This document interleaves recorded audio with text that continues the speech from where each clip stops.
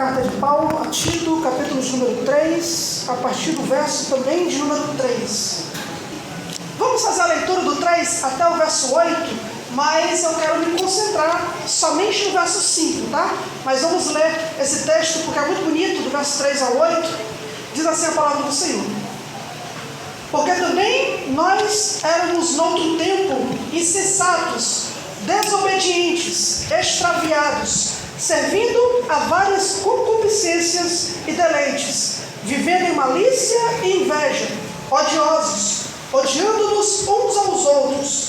Mas, quando apareceu a benignidade e amor de Deus, nosso Salvador, para com os homens, não pelas obras de justiça que houvéssemos feito, mas segundo a sua misericórdia, nos salvou, pela lavagem da regeneração e da renovação do Espírito Santo, que Ele abundantemente derramou sobre nós, através de Jesus Cristo, nosso Salvador, para que, sendo justificados pela sua graça, sejamos feitos herdeiros, segundo a esperança da vida eterna.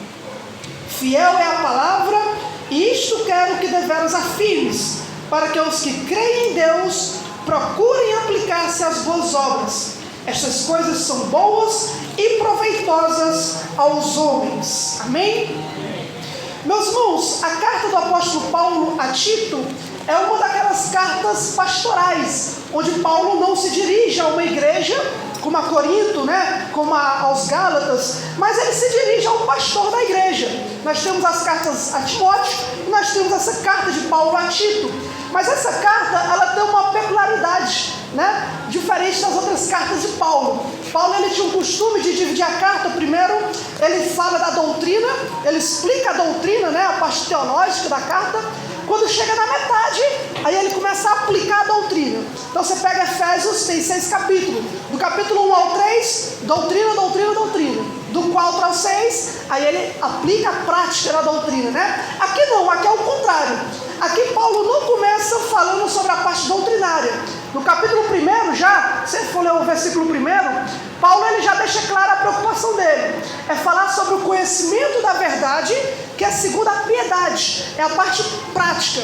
Então no capítulo 1, ele ensina a igreja, principalmente Tito, né, a colocar pregadores, líderes, presbíteros, que sejam piedosos, bíblicos. No capítulo 2, agora ele fala sobre os membros da igreja, como é que a igreja local tem que ser. Aí ele fala para o homem mais velho, para a mulher mais velha, para a jovem que acabou de casar, né? Para o jovem solteiro. Então ele fala como é que cada um aqui tem que se comportar dentro da vida da igreja. Aí chega no capítulo 3, agora sim, agora Paulo começa a falar daquela parte mais doutrinária, né? Mais fundamentada ali, que é o fundamento, a base para poder levar a vida cristã. E nesse texto que nós lemos, do verso 3 ao 8, ele também é lindo esse texto, por quê? Porque ele é uma das poucas passagens da Bíblia, do Novo Testamento, que tudo que tem a ver com a nossa salvação está resumido aqui. Paulo consegue condensar tudo, né? Então no versículo 3, ele fala sobre o homem em pecado, como é que está a condição do homem como um pecador. No versículo 4, ele fala do amor do Pai. No versículo 5, da obra do Espírito. No versículo 6, da obra de Cristo. No versículo 7, da justificação pela graça. E no versículo 8, que é a evidência de conversão, é as boas obras. Tem que mostrar que é crente mesmo, né? Pelas boas obras. Podia resumir de outra forma, né? No versículo 3, ele fala da necessidade da salvação. Do 4 ao 7, fala sobre a obra de Deus para a salvação. E no versículo 8, ele fala da evidência da salvação, tá? Mas eu quero me concentrar essa noite só no versículo 5, essa parte final. Vamos ler o verso 5 de novo? Não pelas obras de justiça que houvéssemos feito, mas segundo a sua misericórdia. Eu quero pregar essa parte. Nos salvou pela lavagem da regeneração e da renovação do Espírito Santo. Hoje, se Deus nos permitir, nós vamos falar então dessa obra do Espírito Santo que Paulo coloca aqui, que é a obra da regeneração, o novo nascimento. Por quê? Porque de todo esse texto bonito que está aqui, ele só se torna verdadeiro para nós se o Espírito agir pela obra da regeneração. Pode notar, Deus ele é amor, Ele é misericordioso, Cristo morreu numa cruz, mas se o Espírito não aplica isso em nós, essa salvação fica distante de nós. Só se torna real quando o Espírito opera em nós. Então, Deus é misericordioso? É. Mas só o fato de Deus ser misericordioso não significa que o homem vai ser salvo. Se o Espírito não ir lá e aplicar essa misericórdia em nós, então não tem como ter salvação. Deus, Ele é amor? É. Cristo morreu numa cruz? Morreu.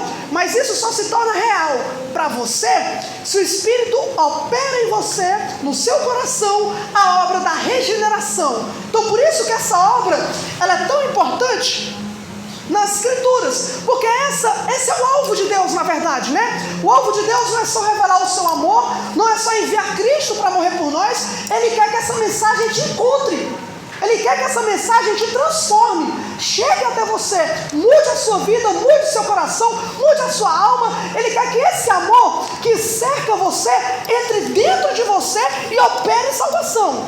Enquanto Deus, Ele é amor, gracioso e misericórdia, isso só se torna real quando o Espírito aplica essa obra em seu coração, em nosso coração. É como um copo, né? Cheio de água. Você pode botar o copo mais lindo do mundo, né? Eu não sei se botaram aqui, olha aqui, ó. Você pode botar esse copo aqui, o copo mais bonito do mundo, né? Essa água, se você só ver de longe, não adianta de nada. Se você não tomar, não mata a sua sede. O Evangelho não é teoria, é provai e vede que o Senhor é bom. É provar, é experimentar essa mensagem para que ela transforme e tenha efeito na sua vida. Então, nós vamos ver essa noite, nesse texto, pelo menos 3 verdades sobre a regeneração. Primeiro, ele fala, nos salvou, ou seja, sem regeneração não há salvação. Ele nos salva pela regeneração. Segundo, essa regeneração, ela nos lava, é a lavagem da regeneração. Obrigado, Esther. Ela tem que lavar você. Terceiro, ela é uma obra do Espírito Santo. É uma obra que é o Espírito Santo de Deus faz no coração do pecador, tá? Então, nós vamos falar um pouco sobre a doutrina da regeneração, que é uma obra, que é uma doutrina essencial para mostrar realmente, né, como é que está a nossa condição diante de Deus, para afirmar os passos daqueles que já são regenerados e para que Deus receba toda glória e todo louvor. Então, em primeiro lugar, sem regeneração é impossível o homem se salvar. Mais uma vez, você pode ler nesse texto sobre o amor, sobre a misericórdia, mas para nos salvar é necessária a obra da regeneração, do novo nascimento. Se o Espírito Santo não agir em nós, se essa mensagem não nos alcançar, não tem como nós passarmos pelo novo nascimento. Essa mensagem não deve ser só ouvida, conhecida, estudada, ela precisa fazer parte de nós através da obra do Espírito Santo. Nós temos aqui, claro, primeiro que para que o homem precisa ser salvo, obviamente ele tem que reconhecer que ele necessita de salvação. O homem é um pecador. Paulo falou isso no versículo 3, não foi? Porque também nós, outro tempo, éramos insensatos, desobedientes, extraviados, servindo a várias concupiscências, deleites, vivendo em malícia, inveja, odiosos, odiando-nos uns aos outros. O homem é um pecador, está aí o problema, mas está aí a solução. Versículo 4. Mas quando apareceu a benignidade e amor de Deus, nosso Salvador, para com os homens, aqui está, o problema está aqui, mas a solução está também, né? Está aqui o problema do homem, mas Deus nos amou e nos deu uma solução. Agora, para que isso se torne eficaz, é necessário a obra de regeneração do Espírito Santo para nós. Sem essa obra, não tem como. Isso é importante de dizer por quê? Porque de tudo que nós temos visto por aí, tantas igrejas, né? Hoje, tantos crentes, a maneira como o evangelicalismo tem se espalhado aqui no Brasil, principalmente no Brasil, onde nós vemos, claro, diversas igrejas em várias esquinas, em vários lugares, uma multidão de crentes, de evangélicos. Hoje em dia, os evangélicos são uma boa parte do Brasil, mas quando nós vamos ver de fato o fato deles simplesmente professarem a fé ou dizerem que são crentes, isso não necessariamente significa nada. Nada. O fato de ter uma multidão de igreja não significa multidão de regenerado.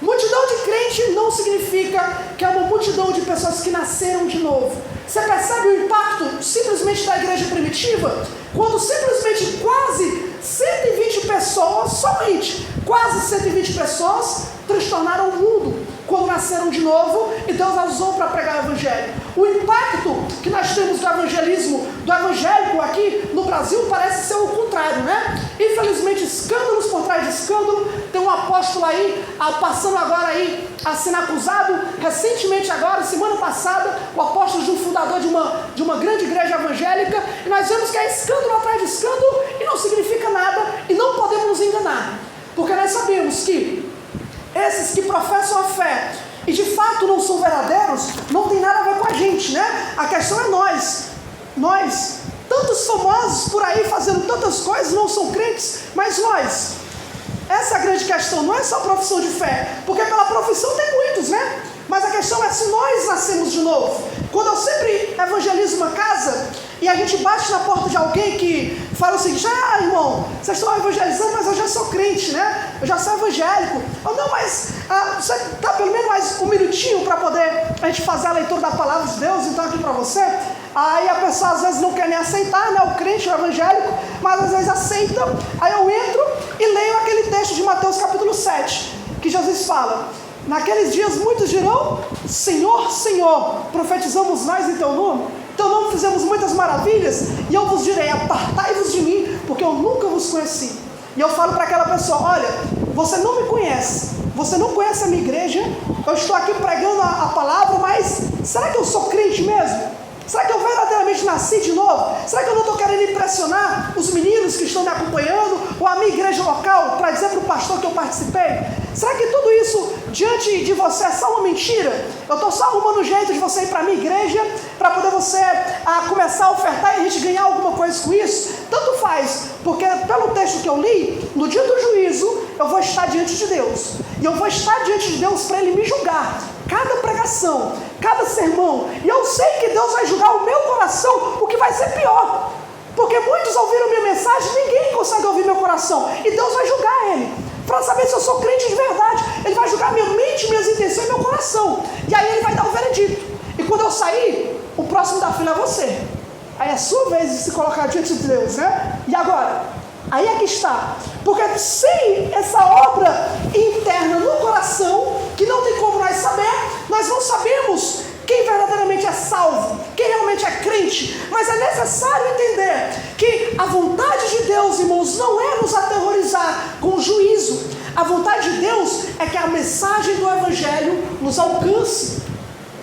Devemos orar por todos, para quê? Porque a vontade de Deus é que todos cheguem ao conhecimento da verdade. Deus quer que essa mensagem alcance o nosso coração e de fato possa operar uma obra em nós. Mas é perigoso quando, eu separei 2 pontos aqui nessa parte. É perigoso quando, em primeiro lugar, nós reconhecemos a obra de Deus, mas Deus agindo fora de nós. Isso é perigoso. E separe como o primeiro ponto, não é? Deus, Ele vai operar, a obra de regeneração vai, mas é perigoso quando nós percebemos que toda essa obra de Deus que nós estamos vendo, né, não nos alcança. Parece que não alcança a nossa alma. Aí não tem como nós respondermos. Veja, quantas pregações, as pregações têm movido cada um de nós. Essas pregações têm movido nossa vida, têm movido a sua vida. Você percebe que Deus não está operando em você quando a pregação não muda nada, quando os sermões não mudam a nossa vida, não abre em você um desejo maior por Deus. Você não tem fome por um banquete espiritual, você nem lê a Bíblia em casa depois de tanta pregação, de tanto sermão. Isso não muda nada na nossa vida. Então você percebe que Deus está agindo, está tendo pregação, está tendo louvor, tem pessoas vindo para a igreja, Deus está operando um milagre ali de alguém que orou, Deus está abrindo porta de emprego, Deus está abençoando com saúde, mas aí na sua vida não está mudando nada. Você não consegue ver Deus operando no coração, no seu coração, onde a mensagem não surte efeito, a palavra não surte efeito. Você não ora mais, não muda a sua vida de oração, Você continua a mesma pessoa, você continua andando com as mesmas pessoas, as mesmas conversas. A Netflix, a série, as internet te anima mais do que um culto. Não muda. Então Deus está operando, mas não está operando em você. Você não consegue ver essa mensagem chegando a você. Lembre-se, Deus é misericordioso, mas essa misericórdia está te mudando. Ele é amor, mas esse amor está te mudando. Essa graça está operando em ti. Você percebe essa operação do Espírito Santo na tua vida? Para mais santidade, para crescer a imagem e semelhança de Cristo, para que ela possa inspirar você a uma vida mais santa. Ou não está surtindo efeito nenhum à igreja, a amizade, a rotina. O incrível, sabe o que é? É que também é possível nós nos alegrar com os atributos de Deus, com a pessoa de Deus, sem que isso mude a nossa vida também. Olha o que diz o apóstolo Paulo, não precisa abrir, Romanos capítulo 2, versículo 3 ao 5, Paulo vai falar para pessoas que falam sobre Deus, que amam aparentemente os atributos de Deus, mas que vivem em pecado e condenam os outros que não vão na igreja e que também vivem em pecado. Olha o que Paulo diz, Romanos 2, 3 ao 5. E tu, ó homem, que julga os que fazem essas coisas, pecado, cuida que você fazendo vai escapar do juízo de Deus? Você não está desprezando as riquezas da sua benignidade, paciência, longanimidade, ignorando que a bondade de Deus deveria te levar ao arrependimento? Mas segundo a tua dureza, teu coração impenitente, você está entesourando, guardando a ira para ti, no dia da ira e da manifestação do juízo de Deus. Olha que loucura! Paulo está dizendo, vocês estão olhando para o amor de Deus, para a bondade de Deus, para a graça de Deus, e não estão mudando a vida de vocês. Vocês continuam levando uma vida em pecado, continuam pecando, e pior, estão acusando os outros lá fora. Você não vai para a festa, mas está acusando a galera que vai para a festa. Mas você também está fazendo a mesma coisa. Continua sendo imoral, continua pensamentos errados, continua odiando as pessoas, tendo inveja, continua fazendo intriga, sendo amargurado. Essas grandezas de Deus não estão mudando você. E aí o que está acontecendo? A ira de Deus está sobre você? Você olha, eu não estou vendo a ira de Deus. Paulo diz, não está. Você está entesourando ela, está guardando ela, para quando for no dia do juízo, ela aparecer. Vê? É possível chorar cantando sobre o amor de Deus, depois enxugar as lágrimas e voltar à sua vida normal no dia a dia, sem nem ligar para o amor de Deus. É possível ver uma mensagem bonita no Instagram e compartilhar, e colocar talvez no grupo do trabalho, e depois contar piadas imorais junto com seus amigos ímpios do trabalho. É possível participar da EBD, ouvir as mensagens, seja aqui nos adultos, seja nos juniores, sobre a graça de Deus, reconhecer que Deus realmente é bom, né? Maravilhoso, e então volta para a sua escola e peca como se ninguém soubesse nem quem é Deus. Porque nós estamos o quê? Deus é amor, Deus é gracioso, Deus é bom. Então tanto faz se eu continuo levando a vida arrastada, levando uma rotina arrastada para amanhã, deixa para amanhã, a santidade para amanhã, a leitura para amanhã, vou continuar levando a minha vida normal, porque Deus é bom. Mas se essa bondade não te transforma, então você está entesourando a ira de Deus para o dia do juízo. Percebe o problema? Essa graça, essa grandeza de Deus tem que alcançar o pecador, tem que mudar você, tem que te transformar do avesso, de dentro para fora. Porque se não alcança você, se está só no sermão da pregação, mas não está na sua vida, então aí está o perigo. Esse é o primeiro, Deus está operando, mas não está operando dentro, está só operando fora. E a gente só vê a mão de Deus fora, mas parece que na nossa vida não está operando. Isso é perigoso, acende um alerta.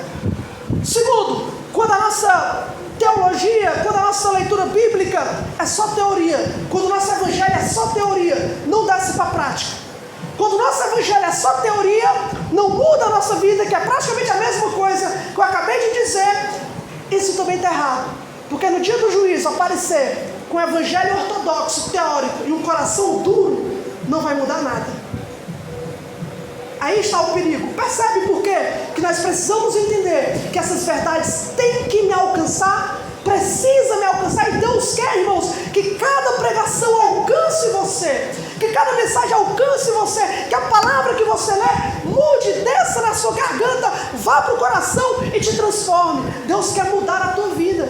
Deus quer, o Evangelho te transforma, essa mensagem te muda, faz uma obra no teu coração, é uma obra de regeneração. Em segundo lugar, essa obra de regeneração é uma lavagem, não é isso que Paulo diz? Olha aí, ele nos salvou pela lavagem da regeneração. Essa ideia de lavagem, né, é uma ideia antiga, já no Velho Testamento. A ideia é de alguém que está imundo, cerimonialmente, talvez pelo pecado, por alguma coisa. Então Deus mandava aquela pessoa se lavar cerimonialmente para ficar pura. No Novo Testamento, outra ideia substituiu essa. Quem lembra qual a ideia é? O batismo nas águas. O batismo nas águas, ele representa externamente uma obra que Deus fez no interior. Essa lavagem aqui é quando o Espírito ele pega o homem encharcado no pecado e lava esse homem e tira aquela imundícia, né? E limpa aquela sujeira. No batismo é como se ele estivesse lembrando da obra que o Espírito fez em seu coração e ele está manifestando publicamente. Quando o apóstolo Paulo se converteu, Ananias falou para ele: Paulo, agora te batiza nas águas e lava os teus pecados.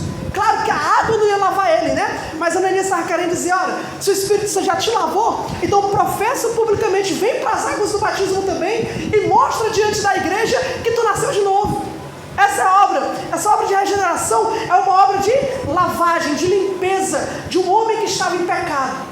Várias vezes na Bíblia, essa palavra de regeneração é usada em outros termos, né? O apóstolo João gostava de falar de nascer de novo. O homem é nascido de Deus, nasceu novamente, nasceu de novo. Tiago fala de gerar. A palavra gerou novamente, a palavra deu vida a nós. Paulo, às vezes, ele falava de vivificar, né? Alguém estava morto, então Deus foi e vivifica aquela pessoa. É tudo a mesma coisa. É uma obra que o Espírito Santo faz para trazer à pessoa um novo nascimento. Por que isso? Porque essa é a ideia, né? A ideia é que a nossa natureza corrompida não pode ficar diante de Deus em pecado. Então, quando nós cremos no Evangelho, isso é um sinal de que o Espírito Santo nos regenerou, ele nos deu uma nova vida. E essa lavagem é tão radical, é tão total, que a Bíblia diz que se alguém está em Cristo, nova criatura é. As coisas velhas já passaram, tudo se fez novo, absolutamente tudo se fez novo. Você não se torna uma pessoa melhor, você se torna uma nova criatura. Você é uma outra pessoa. Aquela pessoa ímpia, mundana, pecadora, ela morreu lá. Agora você nasceu de novo e você está regenerado. Uma nova natureza onde todas as coisas passaram e tudo se fez novo. Quando a Bíblia fala dessa obra de regeneração, geralmente ela aponta para 3 áreas da nossa vida, tá? Primeiro, a primeira área da nossa vida, existe uma lavagem na nossa razão, no nosso entendimento. A Bíblia diz que o homem em pecado, o seu entendimento é corrupto, o seu entendimento é sujo, ele não compreende as coisas de Deus. O melhor exemplo aqui, o próprio apóstolo Paulo, né? Antes de conversão, o apóstolo Paulo, no capítulo 26, ele fala o seguinte: bem tinha eu imaginado que contra Jesus o Nazareno deveria eu fazer muitos males.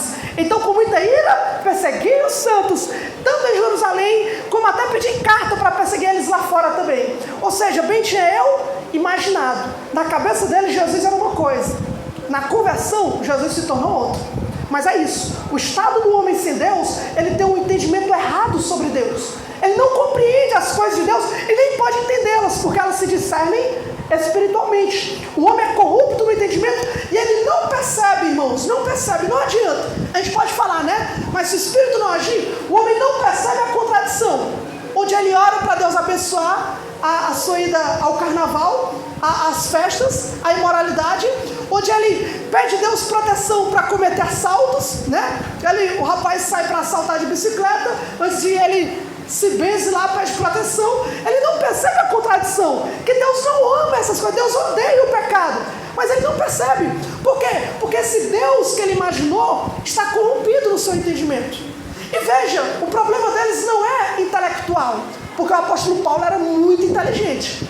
Ele era um rapaz muito inteligente antes de se converter. E quando se converteu, continuou muito inteligente. Olha o que os ímpios estão fazendo. Olha a tecnologia, olha os carros, olha as coisas que eles fazem, é incrível. São muito inteligentes. Qualquer um deles aparentemente podia pegar a Bíblia, ler e entender, mas não entendem. Porque o problema é o pecado que está assolando o seu entendimento.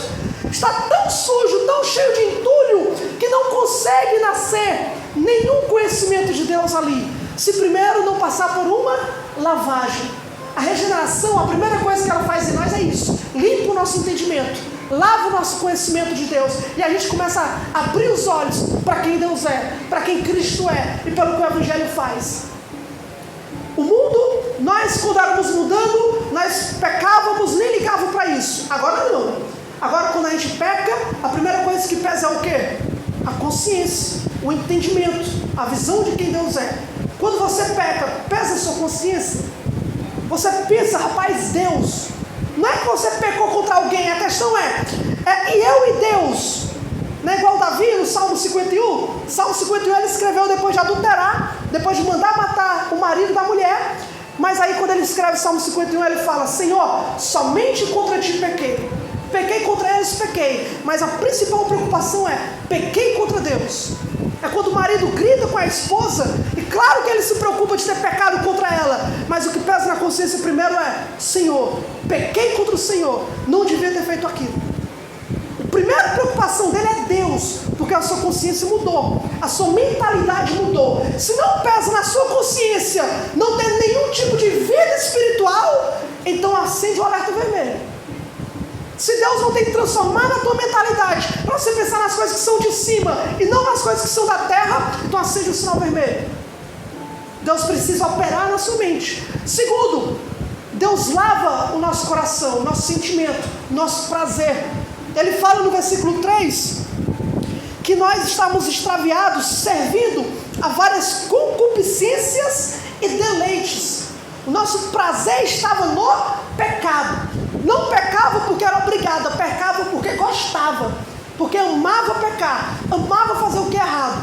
Porque o homem sem Deus, ele está entregue a um coração imundo, imoral, perverso, odiando uns aos outros. Quando o Espírito Santo vem, ele lava esse nosso coração, ele limpa o coração, ele transforma o nosso sentimento, e o nosso prazer agora não é mais nessa imundícia. Mesmo quando nós pecamos, aquele prazer vai embora rápido, e o que enche o coração é tristeza. Tristeza por ter pecado. Agora nosso prazer é outro, nossa alegria é a palavra de Deus, deleitar-se na palavra de Deus, prazer nas coisas espirituais, porque o nosso sentimento ele é completamente mudado. E isso não tem como fingir. Tem como fingir vir para a igreja, tem como fingir falar que é crente, tem como fingir pregar esse texto como eu estou pregando, mas não tem como fingir um coração que não tem prazer em Deus. Não dá, não dá. Porque se você não tem prazer em nada que é espiritual, você não consegue fingir, né? Talvez você pode enganar os outros enquanto vive, mas você vai se enganar enquanto morre. Você estará se enganando.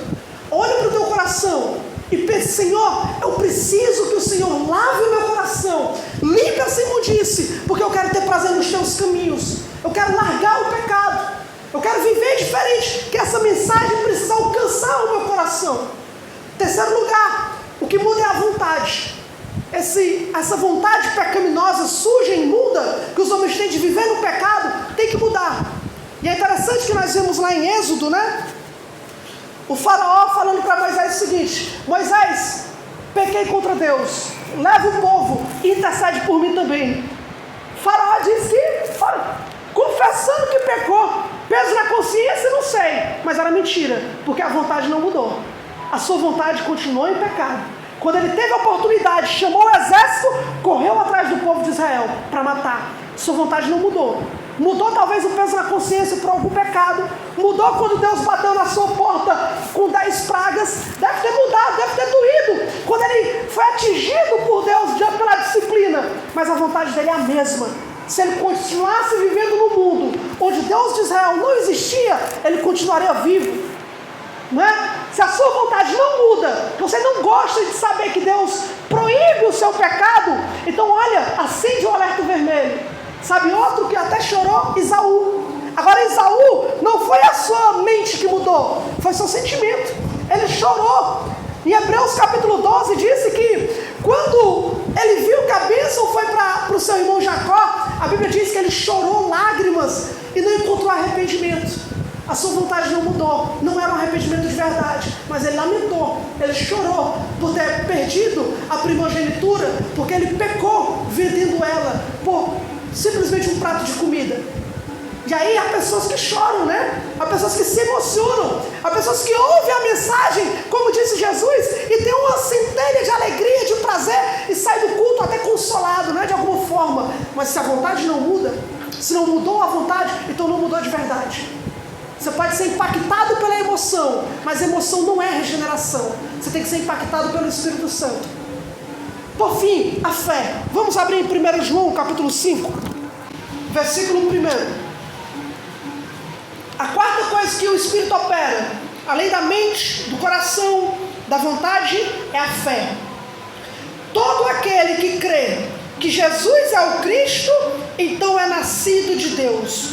Todo aquele que ama ao que o gerou, também ama ao que dele é nascido. Mas essa primeira parte é a mais importante. Todo aquele que crê, que tem fé, que Jesus é o Cristo, então é nascido de Deus. Olha que não é o contrário, tá? Não está dizendo assim, todo aquele que é nascido de Deus é porque tem fé. Não é. Ele não está dizendo que primeiro você tem fé e aí nasce de novo. Você tem fé e aí você nasceu de novo. É o contrário. Primeiro, para ter fé, tem que nascer de novo.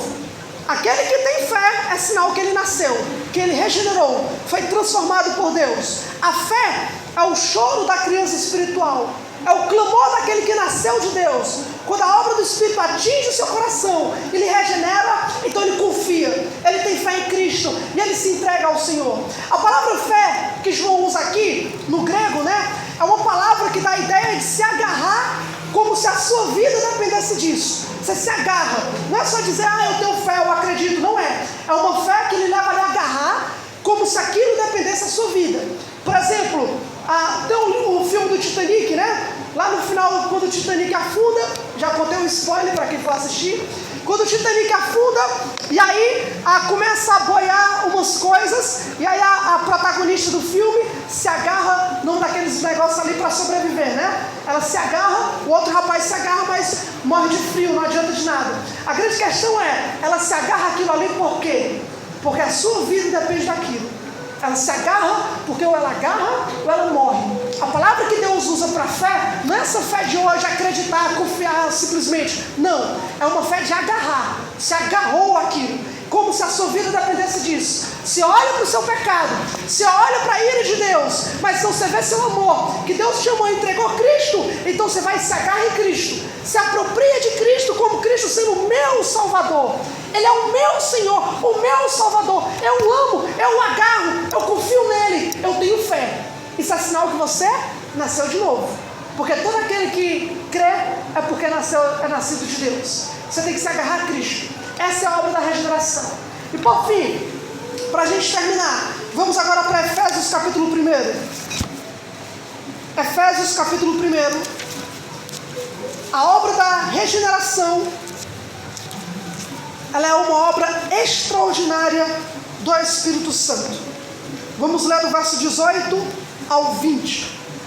Tendo iluminado os olhos do vosso entendimento, olha aí, para que saibais qual seja a esperança da sua vocação, quais as riquezas da glória da sua herança nos santos, e qual a sobreexcelente grandeza do seu poder sobre nós, os que cremos, segundo a operação da força do seu poder, que manifestou em Cristo, ressuscitando-o dentre os mortos, pondo-o à sua direita nos céus, acima de todo principado e poder e potestade, e domínio, e de todo nome que se nomeia, não só neste século, mas também no vindouro.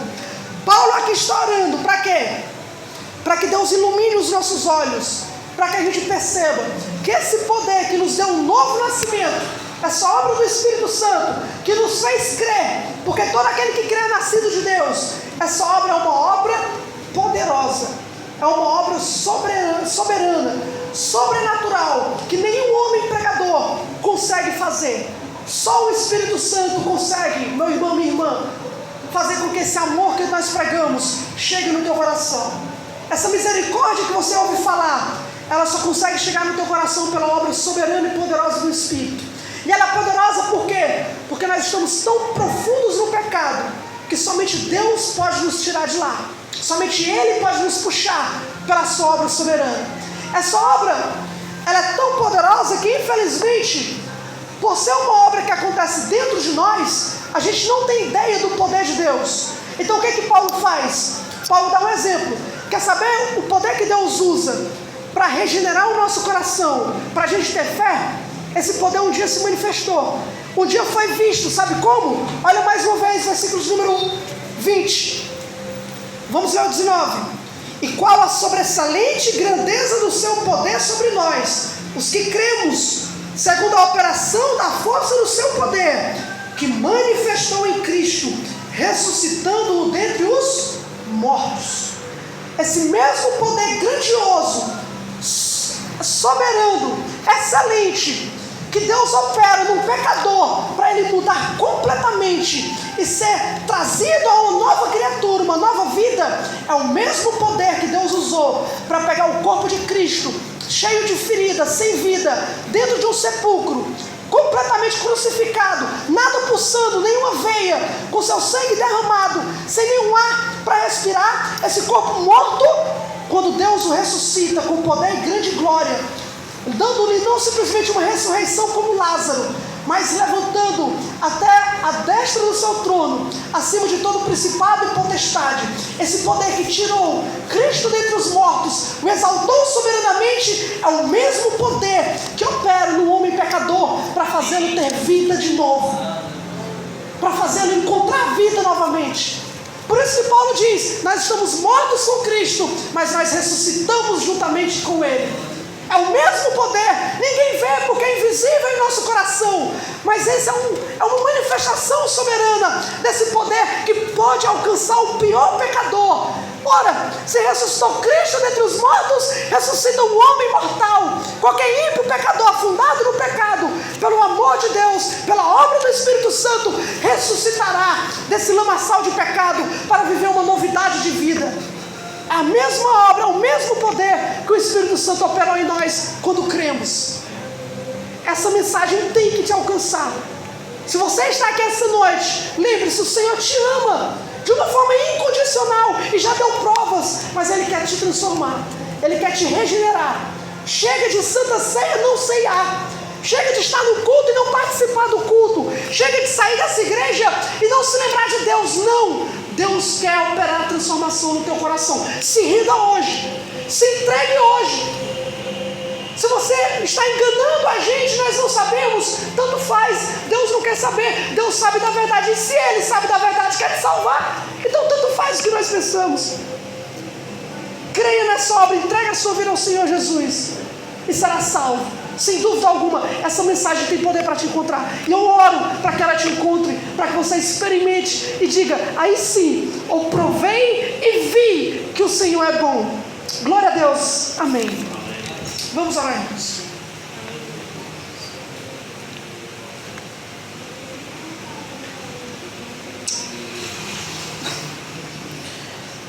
Maravilhoso Deus, nós te louvamos, Senhor Deus, pela Tua palavra, Pai.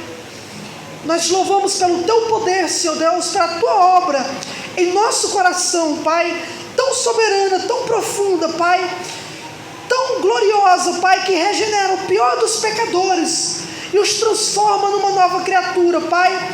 Nós não merecemos, Senhor Deus, mas é isso que o Teu amor é. Ele é incondicional, Ele é gracioso. O Teu Filho é todo poderoso, Ele morreu por nós e nos ressuscitou para nós reinarmos com Ele em vida, Pai. Mas essa noite eu te oro, Senhor, sobre aqueles que ainda não experimentaram essa verdade, Pai, que ainda não mudaram, que ainda não foram transformados pela Tua mensagem, ou que um dia esfriaram, Senhor, depois de ter passado por tão grande obra da Tua salvação. Pai, que o Senhor opere vida neles, Pai. Sopra, Senhor, o Teu Espírito Santo. Leva essa mensagem à sua mente. Mude, Senhor Deus, o coração desses homens, Pai. Pode, Senhor Deus, esses ossos secos reviverem. O Senhor sabe, Pai. O Senhor sabe, Senhor. Faz a Tua igreja, Pai, crescer em santidade, em pureza e em doutrina, Pai. E que eles sejam iluminados, Senhor, para conhecerem a sobreexcelente grandeza do Teu poder, que operou em Cristo, ressuscitando dentre os mortos, Pai.